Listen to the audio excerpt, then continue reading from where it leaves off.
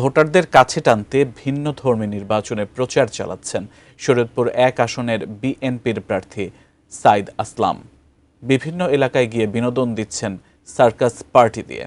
বিস্তারিত জানাচ্ছেন প্রতিনিধি রকুনুজ্জামান পারভেজ। দর্শক, এই মুহূর্তে রয়েছি আমি শরীয়তপুর সদর উপজেলার চিকন্দি ইউনিয়নে। এখানে ত্রয়োদশ জাতীয় সংসদ নির্বাচনকে ঘিরে উৎসাহের আমেজ বসছে।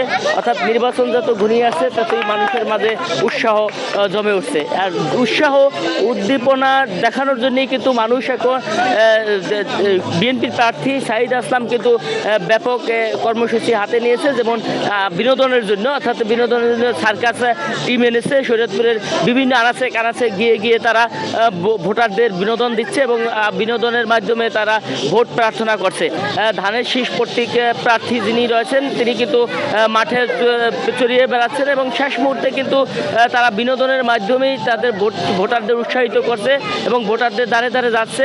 এখন কিন্তু তারা বিভিন্ন বাড়ি বাড়ি গিয়েও ভোট চাচ্ছেন এবং জনসভাও করতেছেন। এই ছিল ত্রয়োদশ জাতীয় সংসদ নির্বাচনের সর্বশেষ খবর শরীয়তপুরের সদর উপজেলা চিকন্দি থেকে।